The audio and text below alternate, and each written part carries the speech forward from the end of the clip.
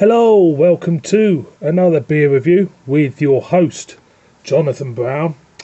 Right, we're going to a brewer now, which, let's face it, there's a lot of beer reviewers out there who, well, it divides opinion actually, because some beer reviews out there who like them, some beer reviewers don't like them, some beer reviewers absolutely hate them.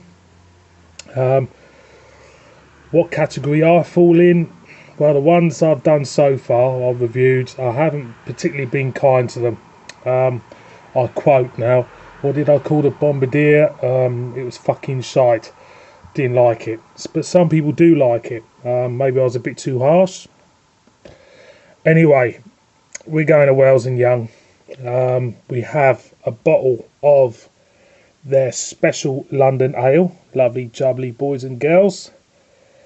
Coming in at a mighty 6.4% ABV. It's bottle conditioned. It says matured live in the bottle for that fresher taste. Can be enjoyed cloudy, but ideally pour slowly, leaving the last few drops in the bottle with the yeast. For best results, store upright and serve at 10 to 12 degrees. Rich and well, I'm not going to go into the. Well, it says rich and malty with notes of candied fruit and a powerful spicy hop finish. Now, I'm not the world's biggest fan of Wells and Youngs, but for me, they don't do themselves any favours when it comes to presentation. For me, their beers feel old, fuddy-duddy in a way. For me personally, I think it's the actual bottle itself more than the labels. It just feels a bit old-fashioned. I think they need to modernise their bottles more. It just comes across as well a bit naff. But saying this, I actually do like the label. I think the labelling on here is quite nice in a way. It's not old-fashioned. It just feels, yeah, it looks okay. It's one of their better labels, I would say. Whether or not the beer inside is any good, I'm just about to find out. So, first of all, signs are good. Nice label. Don't like the bottle. Nice crown. I like that. It's quite nice, that. So, on the nose, there is kind of like you do get like a yeasty raisin, if that makes sense. A yeasty raisin, but it smells quite pleasant, like a cake. Nothing like a rich cake. It smells like just like a cake with currants in. Not like a rich cake though, not like a wedding cake or anything like that. Like a, I don't know. Thinking of cakes, trying to think of cakes now with currants in. Can't think of any. I might think while I'm doing this review, but you know. Anyway, let's pour out. But I'm pouring slowly, like it says on the label. Slowly, gently, as you can see. But I'm going to give it a swirl because I like my yeast in my beers. And there we go. So, here's a little haze on this. A little line of bubbles drifting up to the top. Yeah, I can see a little hint of sediment. Not much so.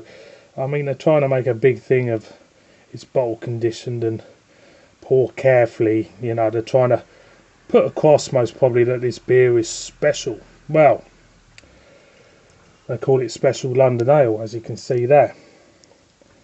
But let's see how special it is, shall we? Any roam in the glass? It's the same. It's quite pleasant. There's nothing metallic or nasty there. It just feels a little bit of fruit, a little bit of dark fruit, maybe a little bit of cake mix there. But it smells okay. So I'm gonna go in. Cheers.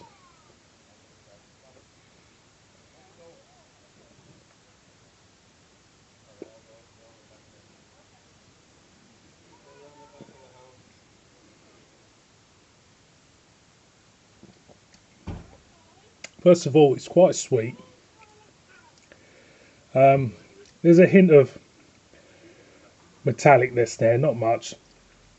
You do get a raisin and a currant there.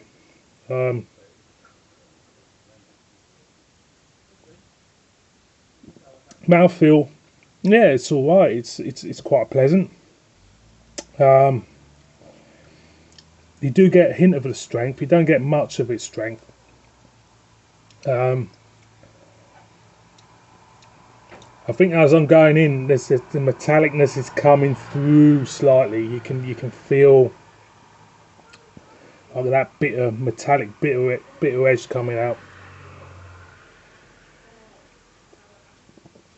Now 10 to 12 degrees, I would say, would be entirely beneficial for this beer. I think if you had it cold, I think for me it would taste like a molten mess. It wouldn't taste very pleasant. But saying that, it's not that. It's actually, for me, my own opinion, it's one of the best Wells and Young's beers I've had. I'm not saying it's brilliant. I'm not saying compared to other beers, it's you know, obviously they're renowned for putting shit in their beers, stabilizers and shit like that. But if someone came up to me in the street and asked me, out of all the Wells and Young's beers, what ones would I recommend?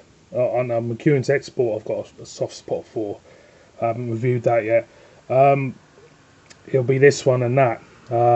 I think it's okay. It's not brilliant by any means. I don't think I could have too many of them. I'm going in now and I'm picking up that horrible metallicness as I go in. I think I could put up with a couple of bottles of it and that'd be my limit. But compared to other beers, it falls way short, believe you me. But out of the Wells and Young's canon, if I had to kind of like say which one was the best one, I would say that one and the McEwan's Export. So on that note, pick one up, try it for yourselves.